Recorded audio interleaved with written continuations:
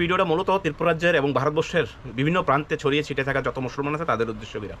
আজকের দিনও ভারতবর্ষ যে অবস্থায় আছে, মুসলমানদের দাড়ি টুপির পাঞ্জাবি রাখাটা বড়ই মুশকিল। পশ্চিমবাংলা যে শুরু করছে মুসলমান, সেখানকার মুসলমানদের উপর নির্মমভাবে অত্যাচার থেকে শুরু করে ভারতবর্ষের বিভিন্ন প্রান্তে, উত্তরপ্রদেশ থেকে শুরু করে মধ্যপ্রদেশ, বিহার থেকে উড়িষ্যা, ত্রিপুরা থেকে আসাম, মুসলমানদের উপর যেভাবে নির্মমভাবে অত্যাচার শুরু করছে বর্তমান বিজেপি সরকার এবং কিছু নামদারি উগ্র হিন্দুত্ববাদী সন্ত্রাসীরা, যারা যেভাবে অত্যাচার শুরু করছে ভারতবর্ষ, শুধু রাজনৈতিকভাবে না, প্রশাসনিকভাবে এবং পুলিশি সহায়তায় তারা এইভাবে আক্রমণ চালাইতেছে, তাদের উপর নির্যাতন চালাইতেছে। আজকের দিনও যে হারে মুসলমানের উপর নির্যাতন শুরু হয়েছে সেটা বলার আর কেউ জানে, সবাই জানেন। তবে মুসলমান শ্রেণীর কিছু মানুষ আছে, আমি দেখছি যারা অর্থপতি আছে বা যারা টাকা সম্পদের মালিক আছেন, তাদের কাছে একটাই উদ্দেশ্য। আপনারা যারা ভাবতেছেন যে এখনও মানবিকতা আছে, এখনও মানুষের প্রতি আপনারা যে কাওয়ারা যাত্রা যাইতেছে, বিভিন্ন হিন্দু ধর্মের যাইতেছে, বিভিন্ন খ্রিস্টান ধর্ম যাইতেছে, অন্যান্য ধর্মের লোক যারা যাইতেছে, তাদেরকে বিভিন্নভাবে জলপান করান, যেভাবে করেন, যে মানবিকতা যে দৃষ্টান্ত স্থাপন করার চেষ্টা করতেছেন, অ্যাকচুয়ালি দেখেন সেগুলি বৃথা। কারণ এরা এমনই, এরা পয়সাওয়ালা যার কাছে, তার টাকা পয়সা দেখে তাকেই বাপ ডাকে। এদের জন্মগত অভ্যাস এটার সাথে। এদের মাথা ভিতরে গোবর দ্বারা আবৃত, এরা গোবর একদম পরিপুষ্ট হয়ে আছে গা। আমি সবাইকে উদ্দেশ্য করতে পারতেছি না, বিশেষ সুবিধাভোগী যারা আছে।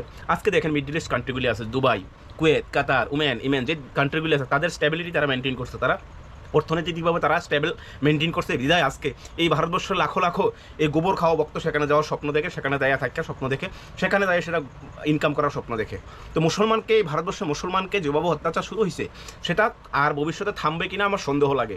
আজকের দিনও ধাড়ি টুপি রাখলে অনেকটাই রিস্ক হয়ে জায়গা দেখা।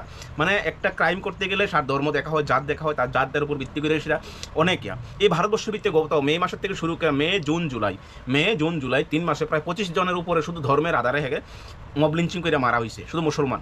এই 3 মাসে, শুধু 3 মাসের ডাটাটা দিলাম, প্রায় 25 জনের উপরে, শুধু ধর্মের উপর, কোনো অন্যায় ছাড়া, শুধু ধর্মের উপর, হ্যাঁ মুসলমান এটাই হ্যাঁ অন্যায়, এই কারণে 25 জনের উপরে মারা হয়েছে প্রশাসনিকভাবে, পুলিশের সহায়তায় এবং উগ্রবাদী হিন্দুত্বদের সহায়তায়। ঠিক আছে, তাহলে আজকের দিনে মুসলমান এখনও বাইচারা। হ্যাঁ, বাইচারা প্রত্যেকটা মানুষ চায়।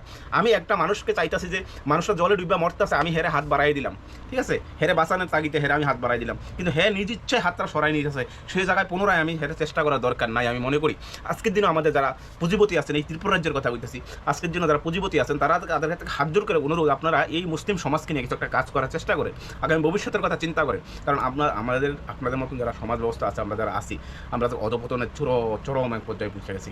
আজকে তারা দেখেন শিখ যারা আছে, ইসাই যারা আছে, যারা খ্রিস্টান ধর্মের আছে, তারা কিন্তু এত সহানুভূতি দেখায় না। তারা চায় তাদের জাতিকে কীভাবে উন্নয়ন করা যায়, শিক্ষা, আধুনিক প্রযুক্তিগত শিক্ষা দিয়ে তারা অনেকটা ডেভেলপ করতে চাইতেছে। আপনারা যারা মুসলমান আছেন তাদেরকে অনেক কিছু শিক্ষার আছে। মুসলমান কত পার্সেন্ট আছে এই ভারতবর্ষে?